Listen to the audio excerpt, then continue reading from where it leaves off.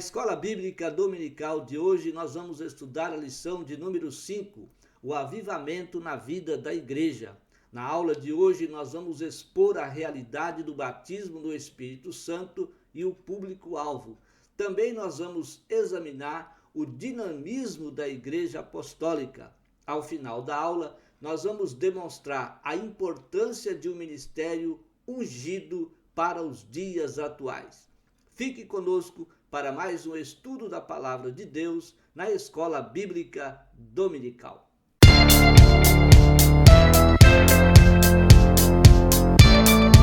Que a graça e a paz de nosso Senhor e Salvador Jesus Cristo seja sobre a sua vida.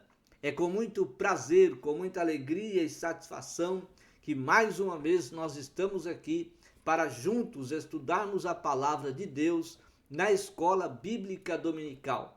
Estamos a estudar o primeiro trimestre do ano de 2023. Aviva a tua obra.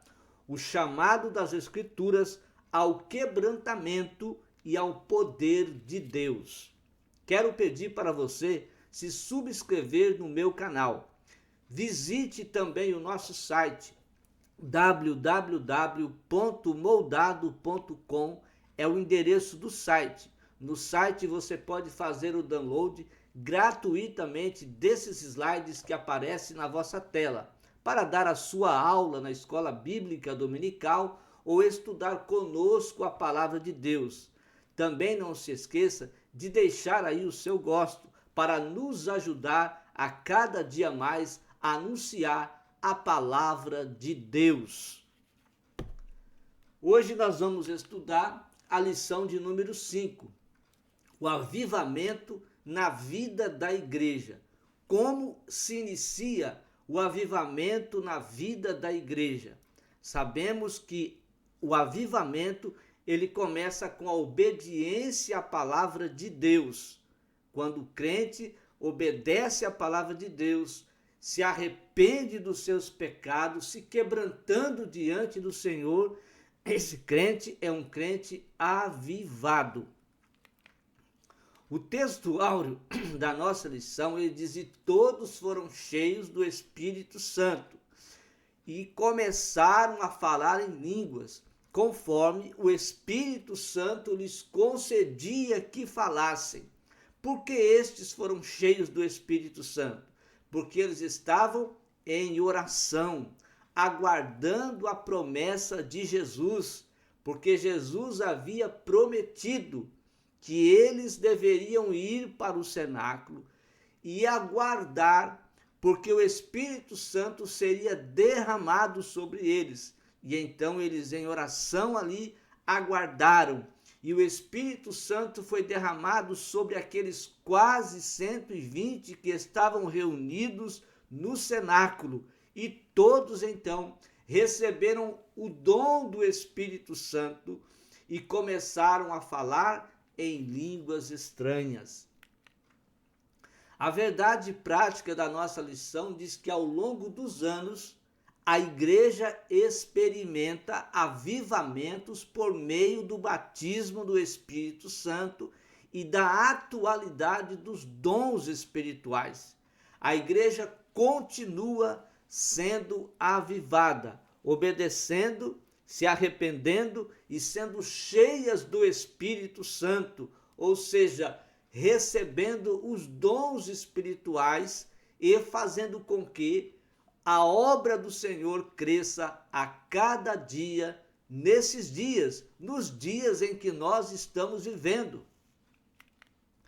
A leitura bíblica em classe está no livro de Atos dos Apóstolos, capítulo 2, versículos 1 a 13. O primeiro tópico da nossa lição: o batismo no Espírito Santo e o público-alvo. Qual o público-alvo que pode ser alcançado com o batismo com o Espírito Santo? Esse público-alvo são todos aqueles que, arrependidos dos seus pecados, obedecem à palavra de Deus e aguardam a promessa que Deus deu a Joel e depois veio então no cenáculo, quando aqueles homens cheios do Espírito Santo aguardaram essa bênção do Senhor para as vossas vidas. Esse é o público-alvo, a igreja que aguarda, a igreja que espera essa promessa maravilhosa. Se você ainda não foi batizado com o Espírito Santo, peça a Jesus. João Batista disse: este é aquele que batiza com o Espírito Santo. Se você pedir a Jesus, você vai ser batizado com o Espírito Santo. Há muitos que dizem que essas coisas são do demônio, que essas coisas são atos diabólicos.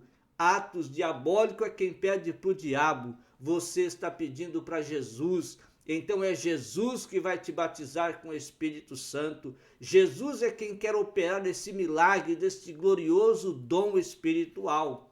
Nós vamos ver no primeiro item o chamado abrangente de Jesus. Salvação, batismo com o Espírito Santo e trabalho. Todo aquele que é chamado por Cristo, todo aquele que sente, que faz a sua escolha pela salvação, que quer ser salvo, que quer obedecer a Cristo, que quer andar na presença do Senhor, que quer ir para o céu, ele alcança a salvação, porque ele escolhe ser salvo. A promessa de Jesus está aí. Jesus disse: vinde a mim, todos vós, todos vós que estáis cansados e oprimidos. Todos que querem a salvação. Essa salvação está sendo anunciada, está sendo proclamada, está sendo falada pela igreja de Jesus. Agora, o homem é quem faz a sua escolha, se ele quer ser salvo ou não. Sendo este salvo, recebendo a salvação na sua vida, ele pode receber gloriosas promessas, como o batismo com o Espírito Santo, os dons espirituais, que vai fazer com que ele se anime para fazer também o trabalho da obra de Deus. A primeira condição para receber o batismo do Espírito Santo é passar pela experiência da salvação, ou seja, arrependimento, conversão, fé e busca do Senhor para permanência em santidade, para viverem uma vida de santificação, todos os dias procurando ser santos, estar sempre separado do pecado, até o dia em que o Senhor virá para buscar a igreja. Sendo necessário arrepender-se e crer no Evangelho, pois sem arrependimento e fé não há salvação. A fé vem pelo ouvir, e ouvir o quê? A palavra de Deus. Então é necessário que se arrependa dos seus pecados e vivam a palavra de Deus. Coloque a palavra de Deus na sua vida, que a palavra de Deus possa ser aplicada na vida de cada um. E todos esses, então, podem receber o batismo com o Espírito Santo. A segunda condição é obedecer a Deus, pois nosso arrependimento e fé devem apresentar frutos dignos de arrependimento. Quando você obedece, significa que você se arrependeu e está colocando em prática a palavra de Deus na sua vida. Esses são os frutos. Há muitas pessoas que acham que frutos é apenas ganhar almas para Jesus. Também é fruto maravilhoso, mas o fruto é a obediência à palavra de Deus, é a assiduidade nos cultos, é estar sempre em convívio com os demais irmãos, é ter fé, e ter fé é ouvir a palavra de Deus, porque só a palavra de Deus acrescenta a nossa fé. O louvor é muito bom, é maravilhoso, é glorioso o louvor a Deus. Este vai continuar no céu, mas nós precisamos de fé. Aqui na terra precisamos de fé. E o que acrescenta a nossa fé, o que aumenta a nossa fé, não é passar por tribulação. O que aumenta a nossa fé é ouvir a palavra de Deus. A segunda condição é obedecer a Deus, como já disse, e depois, finalmente, a terceira condição é santificar-se, pois sem santificação ninguém verá a Deus. Santificação é quando a pessoa ele se torna santo, ou seja, todos os dias separando-se do pecado, demonstrando a sua vida de obediência, de arrependimento e de fé diante do Senhor. Esse chamado de Jesus é para todas as pessoas, não é para alguns, mas para todas. Ele antecede a experiência do batismo no Espírito Santo, a salvação, a crença em Cristo, o arrependimento, a fé, a santificação vem sempre antes do batismo do Espírito Santo. O segundo item do primeiro tópico, a promessa é para todos os salvos. Os primeiros a receber o batismo com o Espírito Santo foram os discípulos, que salvos se reuniam no cenáculo para perseverar em oração, crendo na promessa de Jesus, que havia dito que eles buscassem ser cheios do Espírito Santo, crendo que o Espírito Santo seria derramado sobre todos que estivessem em oração. Eles se reuniam todos os dias para orarem e aguardarem a promessa de Jesus. E todos foram cheios do Espírito Santo e todos começaram a falar em línguas estranhas porque receberam o dom espiritual. Eles esperavam o cumprimento da promessa feita por Jesus. Eles estavam aguardando e de repente, sem eles estar ali, eles estavam em oração e de repente o Espírito Santo foi derramado sobre todos os que estavam reunidos, assentados na casa.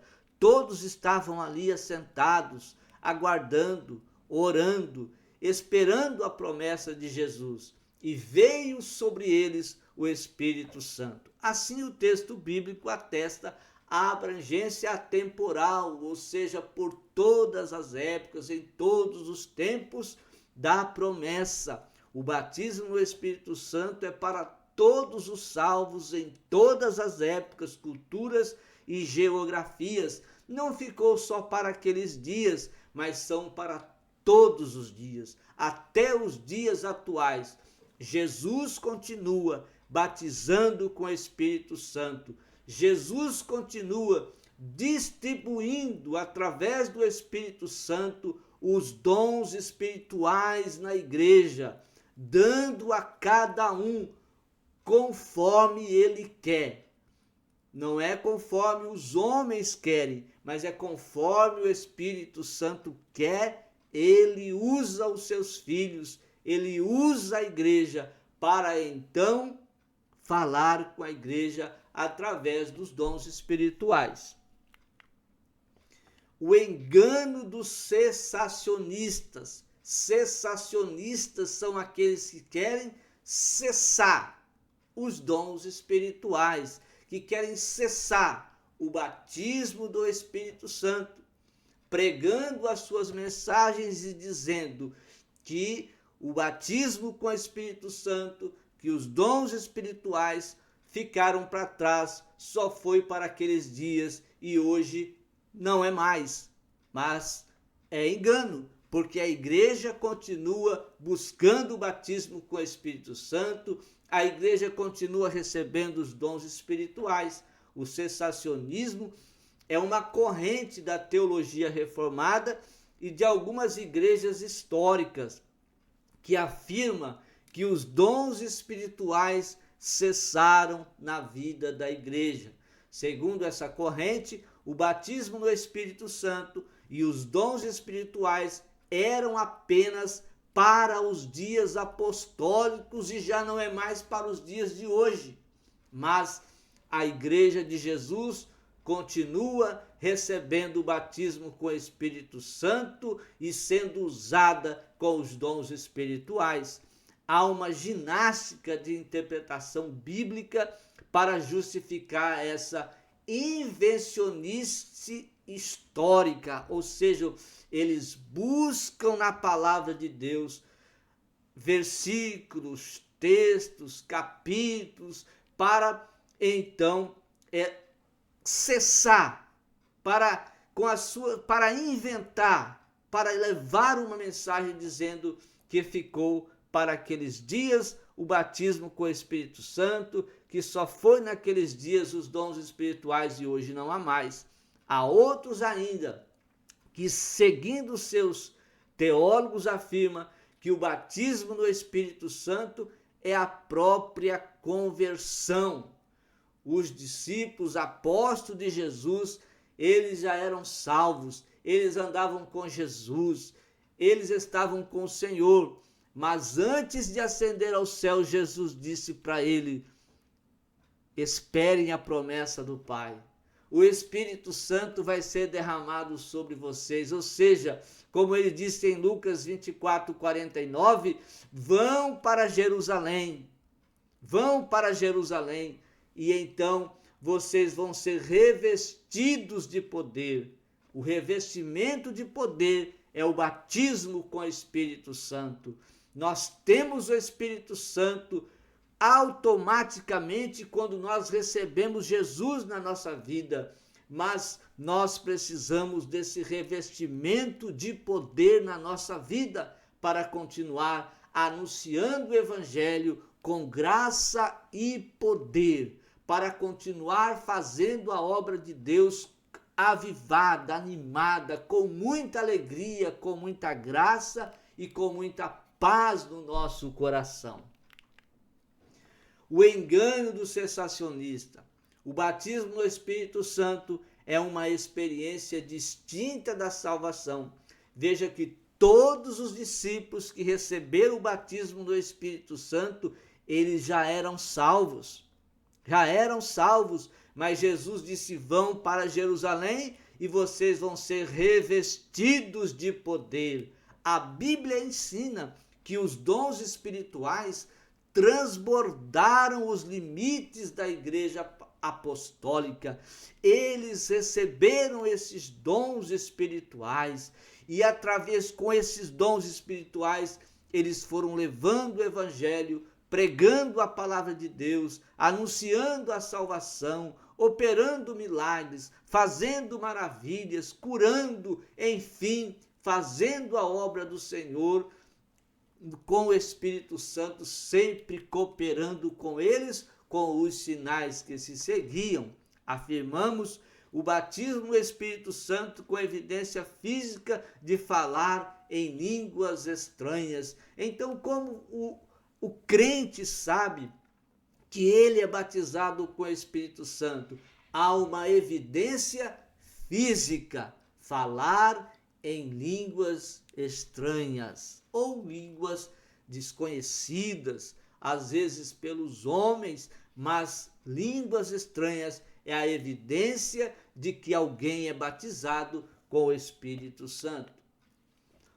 O segundo tópico fala sobre o dinamismo da igreja apostólica. O que dinamizava, o que avivava a igreja apostólica? A igreja, ela nasce avivada e ela continua avivada.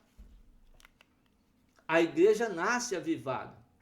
Do ponto de vista histórico, a igreja passou a existir no dia de Pentecostes. Isso no ponto de vista histórico, porque no ponto de vista espiritual, a igreja já existia em Deus desde a fundação do mundo. Desde antes da fundação do mundo, Deus já via a igreja. Agora, do ponto de vista histórico, a igreja nasceu no dia de Pentecostes. Isso ocorreu sob a direção direta do Espírito Santo. A igreja nasceu avivada. Assim, o tabernáculo foi consagrado pela descida da glória divina, conforme Êxodo, capítulo 40, versículos 34 e 35 também.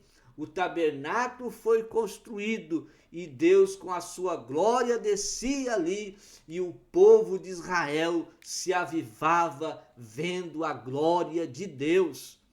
Agora a igreja foi consagrada pela descida do Espírito Santo no dia de Pentecostes. Portanto, ali no Pentecostes, o Senhor da igreja iniciou o maior avivamento da história humana.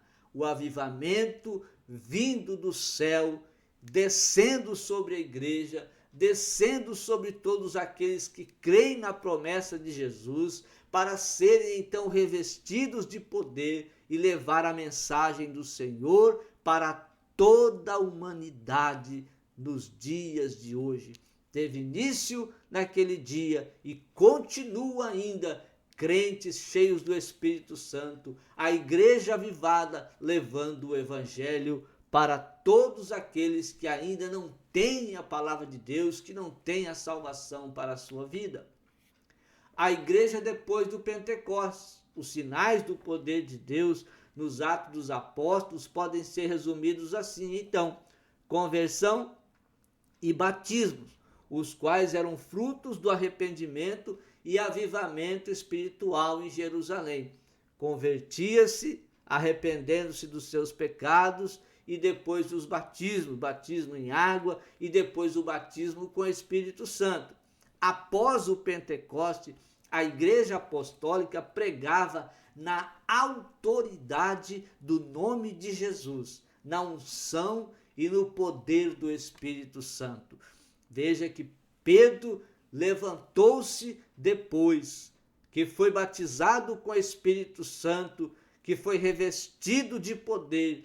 Pedro então se levantou com os 12 e pregaram o evangelho, e quase 3.000 almas reconheceram que Jesus Cristo é o Salvador da humanidade, e com certeza esses foram batizados e começaram por onde iam, levando a mensagem do evangelho. No segundo sermão do apóstolo Pedro, após o milagre ter acontecido na entrada do templo chamada Formosa, quando aquele homem coxo ainda de nascença levantou-se e começou a andar, Pedro logo após vai pregar novamente a palavra de Deus, e mais 4.000 vão receber a Cristo, ou mais 5.000 vão receber Jesus no seu coração, e Jesus ia salvando, Jesus ia transformando, porque o poder de Deus estava na vida da igreja naqueles dias.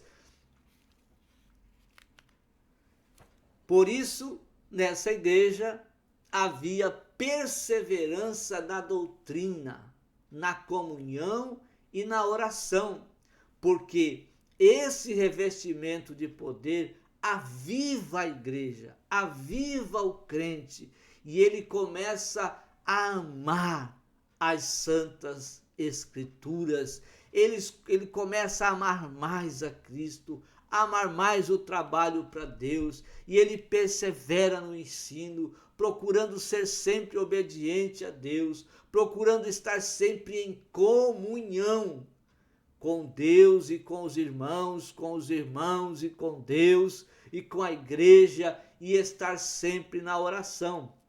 Havia também temor, havia sinais, havia maravilhas, além de cuidado especial para com os irmãos carentes. Veja que esse revestimento de poder levou a igreja a viver em uma vida de obediência, de comunhão, uma vida de oração, e os sinais, as maravilhas, os milagres, as curas, o derramamento de poder, os dons espirituais foram continuando e continua até o dia de hoje. Não cessou, não parou, ainda continua nos dias atuais.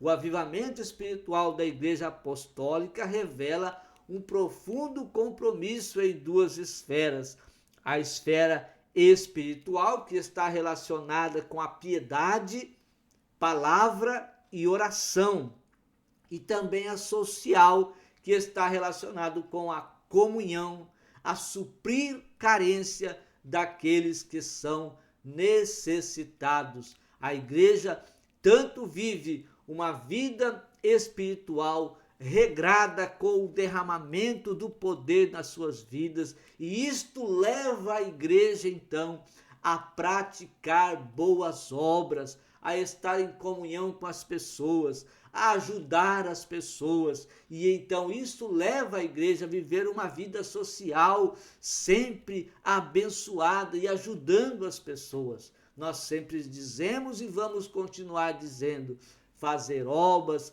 fazer as boas obras não salva o homem. Nós devemos fazer boas obras, sim, devemos praticar boas obras, isso é muito bom, mas sabemos que as obras não salvam.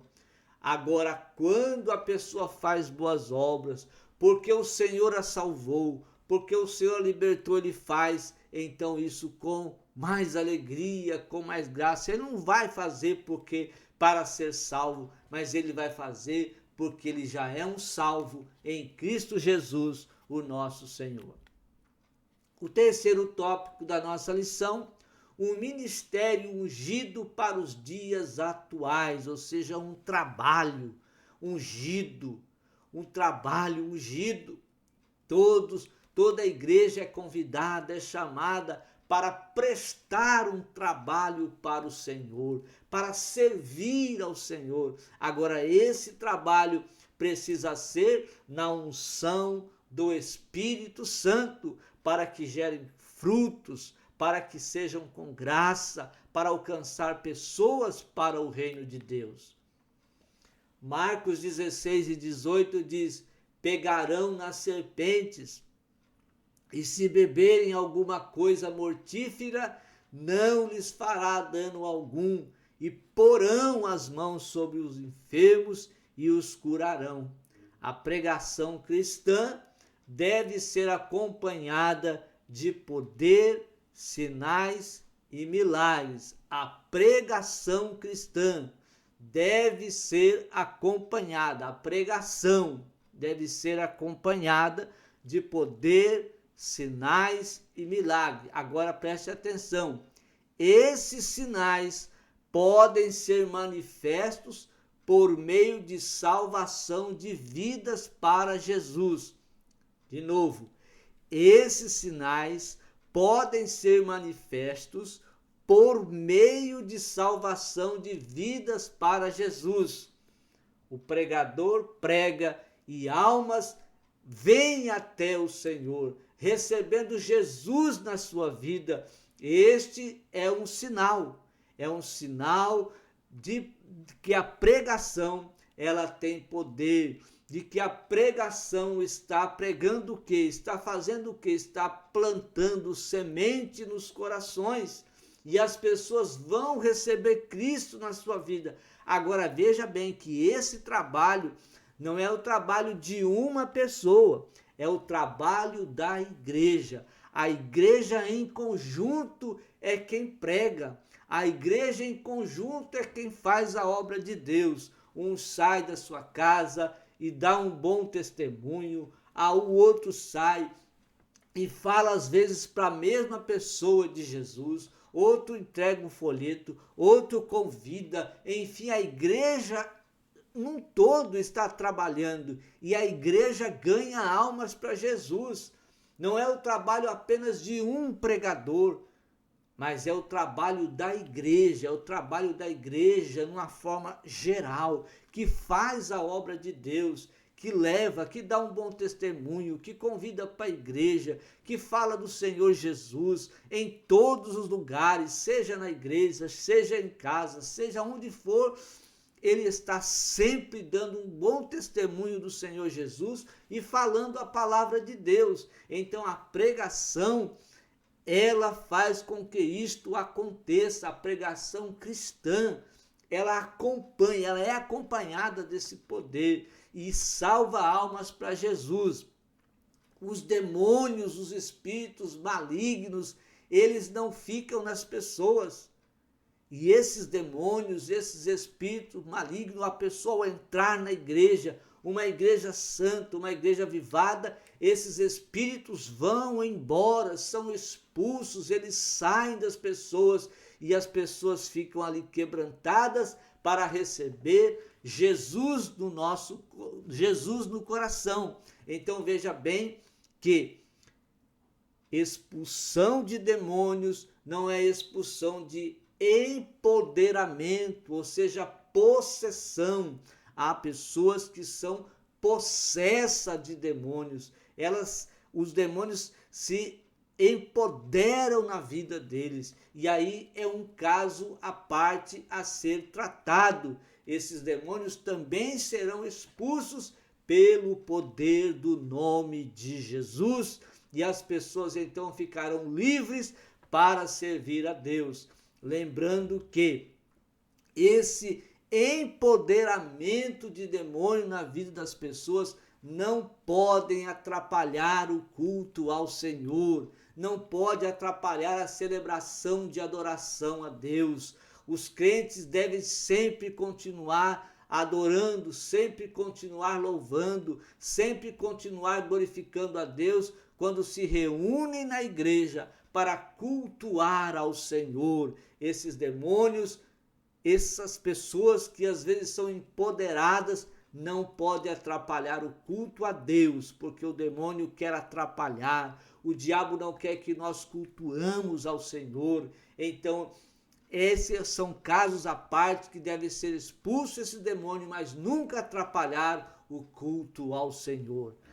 Depois a imposição de mãos sobre os enfermos para serem curados, conforme Jesus declarou que aconteceria. Lembrando que também nós não vamos ver, na Bíblia Sagrada você vai ver sempre Jesus pregando, sempre Jesus ensinando, sempre Jesus ali reunindo o povo, falando a palavra de Deus. Mas você vai ver que quando Jesus tratava de curas, quando Jesus tratava de expulsão de demônios, era sempre um caso à parte.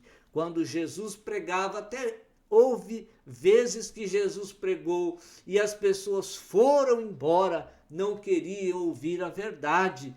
Então precisamos observar sempre Cristo, observar sempre também a pregação dos apóstolos, a pregação de todos aqueles que fizeram a obra de Deus, que estão registrados na Bíblia Sagrada, são modelos, são exemplos a ser seguidos por nós, aqueles que estamos hoje fazendo a obra de Deus. Então, um ministério avivado, ungido pelo Espírito Santo, é indispensável à missão da igreja nos dias atuais. Nós não precisamos, nós dependemos do Espírito Santo. Nós somos dependentes do Espírito Santo na nossa vida para pregar o Evangelho, para ensinar a palavra de Deus, para anunciar a salvação a todos aqueles que necessitam em suas vidas da palavra de Deus. O segundo item do terceiro ponto, autenticado por Deus. O ministério ungido não se desenvolve apenas por intermédio de instrumentos formais e acadêmicos dentro dos padrões hermenêuticos, exegéticos e homiléticos da pregação. Todos esses instrumentos são importantes para o aprimoramento do obreiro, mas só eles não bastam. São aquelas pessoas que se preocupam muito em estudar a palavra de Deus e fazer cursos teológicos, se formar, mas se esquecem do Espírito Santo, se esquecem da vida de oração. Aí ficam as pessoas só o mero intelectualismo, a intelectualidade fica fazendo parte dessas pessoas e fica um evangelho sem graça, sem poder, sem unção.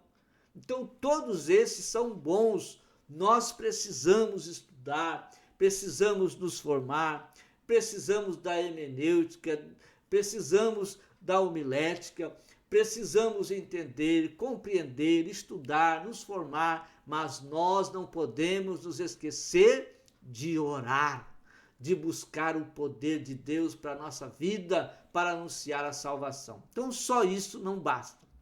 É preciso que Deus aprove o trabalho do obreiro. Como Deus vai aprovar o trabalho do obreiro? Foi assim que aconteceu em Marcos, quando Jesus autenticou a pregação dos discípulos. De que forma que Jesus autenticou? De que forma que Jesus confirma a pregação da igreja? Ele confirma com a palavra que vai sendo pregada, com os sinais que vão acontecendo. Veja bem, sempre tratando de igreja. Igreja, é a igreja que prega, é a igreja em um todo. A igreja não sou só eu, não é só você. A igreja não é um só pregador, tem muitos pregadores. A igreja tem muitos ensinadores. A igreja é rica em homens, mulheres, jovens e até crianças que levam a mensagem. É a igreja fazendo a obra e as almas recebendo Jesus através do trabalho da igreja, confirmando a palavra com os sinais que se seguiram. Portanto, o modelo da pregação do Novo Testamento é uma mensagem confirmada pelos sinais e prodígios de Deus. A igreja continua a ver esses sinais nos dias atuais? Sim, a igreja continua a ver. Jesus continua curando, continua operando milagres, continua fazendo maravilhas. Jesus continua batizando com o Espírito Santo. O Espírito Santo continua distribuindo os dons espirituais no meio da igreja e falando com a igreja, falando com as pessoas, com todos os dons. A igreja vê tudo isto acontecer nos dias atuais. Mas nós vamos ver que não é só autenticado por Deus, também glorifica a Deus. O ministério ungido pelo Espírito Santo, ele glorifica a Cristo e não o homem. Quando os discípulos receberam o batismo com o Espírito Santo, eles procuraram levar o nome de Cristo, não levar o seu nome. É costume e hábito, nós vemos às vezes cartazes de anúncios de pregadores, de ensinadores, nós vemos ali uma imagem grande nos cartazes, só aparecendo o homem. E onde está ali o evento? Onde está o horário? Onde está o versículo bíblico? Onde está a pregação, às vezes escrito com letras minúsculas, mas a imagem do homem aparecendo grande? Isso quer dizer o quê? Que o homem quer se aparecer muitas vezes. E onde está o que vai acontecer? Então são cartazes, e os cartazes eles apresentam ali uma imagem grande do homem, mas quando as pessoas procuram aquilo que é necessário, o local da igreja, o horário do culto, o tema, o versículo, enfim, escritos às vezes em letras minúsculas e às vezes nem a informação aparece direito. Então, o evangelho, a palavra de Deus, os dons espirituais é para glorificar a Cristo, não é para glorificar o homem, não é para o homem aparecer, mas é para que Cristo apareça em um evento, em um culto, em uma celebração, em um ensino, enfim, Jesus deve aparecer e não o homem. Nosso Senhor declarou que a missão do Espírito Santo é glorificar a Jesus. A missão do Espírito Santo é glorificar a Deus, é glorificar a Jesus, não é glorificar o homem, não é glorificar uma denominação evangélica, mas é glorificar ao Senhor. Então, toda a mensagem do Evangelho e atividades sob a direção do Espírito Santo deve glorificar a Cristo. Aos Coríntios, o apóstolo Paulo ensina que quer comais, quer bebais ou façais outra qualquer coisa, fazei tudo para a glória de Deus. Tudo deve ser feito para a glória de Deus. O louvor não é para glorificar a igreja, não é para glorificar o homem, mas é para glorificar a Deus. Há muitas pessoas que vão à igreja e às vezes saem reclamando do louvor que foi cantado, do hino que foi cantado, não foi bom, esse cantor não é bom, esse grupo de louvor é isso, e reclama de tudo, mas tudo aquilo que foi feito, o louvor não foi para você, o louvor não foi para a igreja, não, o louvor foi para Deus. E a igreja glorifica a Deus pelo louvor que foi ali entoado para a glória de Deus. A mesma coisa o ensino, os testemunhos, o culto, tudo isso foi para glorificar o nome do Senhor. Deus em Cristo é que deve ser glorificado a partir de nossa instrumentabilidade na obra do Senhor. Qual instrumento você está usando? O talento que o Senhor te deu através do Espírito Santo, use ele.